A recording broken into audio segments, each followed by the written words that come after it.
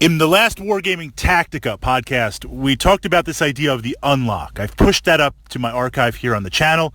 If you're coming to this vlog from a different source or some sort of search algorithm, exploring it under the Wargaming Tactics list. And essentially, we were looking at this idea of the meta of whatever game you're playing, the system of whatever game you're playing.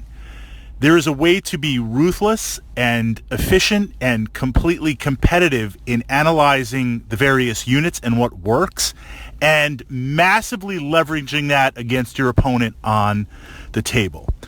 I want to now explore, and of course it was more complicated than this, but essentially it was like, don't take expensive stuff, whether it's points, battle value, squadron size, support choices, whatever the currency, whatever the matrix is to buy your toys on the tabletop, take the cheapest stuff and essentially leverage the volume of dice to bypass everything.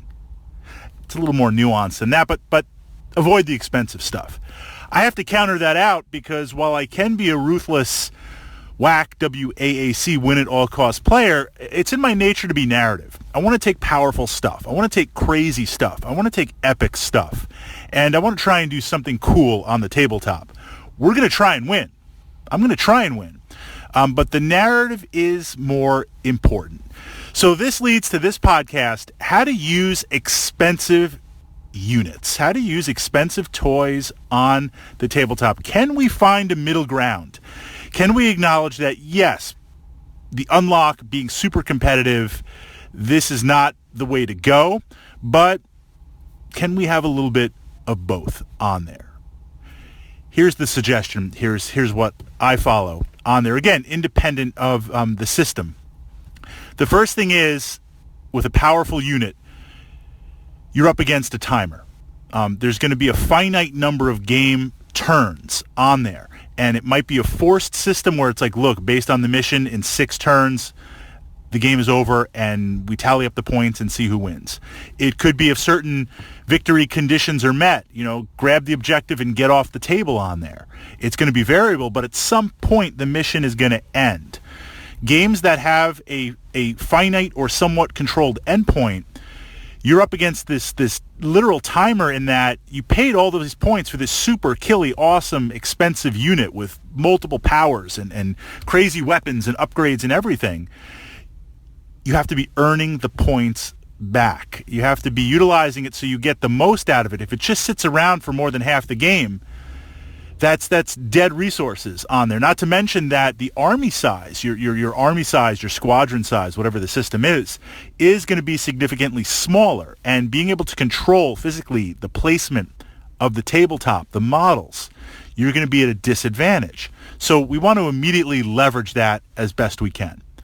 That said, you're going to back up a little bit. You never lead with the big guns. You never lead with your bad boys on the tabletop, because at the beginning of the game, they're the weakest. You lead with that super powerful tank.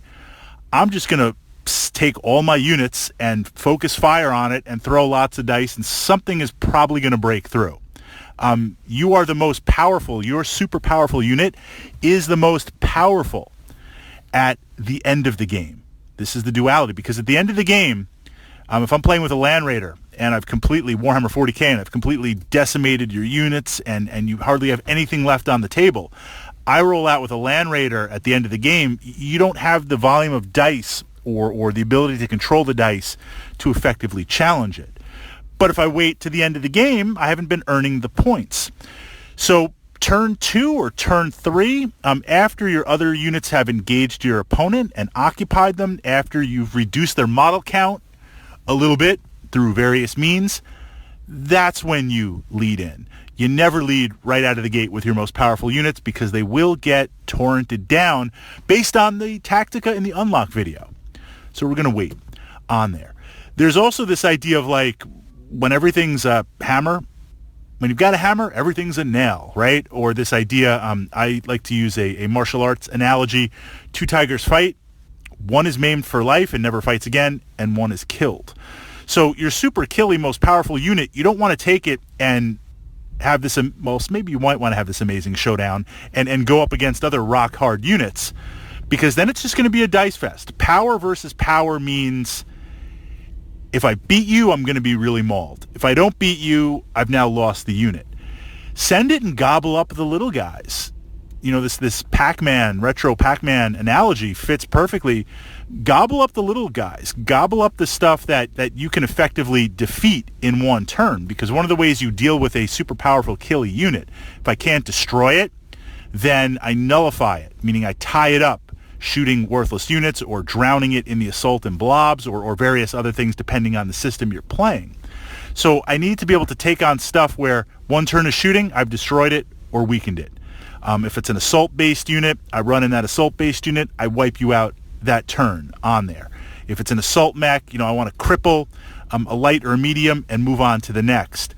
Use it aggressively so you're getting the most out of it every single turn that's on there. See what you can tie up and what you can utilize.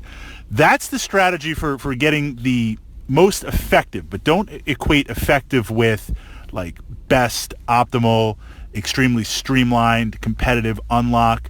That doesn't exist in expensive stuff. But maybe you can find that middle line. And this, of course, is coming from someone that I understand the rules. I understand how to break them down and be ruthlessly efficient as a wargamer. Some people play that way. There is fun in that, but I'm sure in whatever wargaming system that you're playing, there's a lot of fun toys to explore, and we want to get the most out of our model collection, so sometimes we need to play those big guns. And in doing that, that's the model, that's the somewhat effective plan to do it.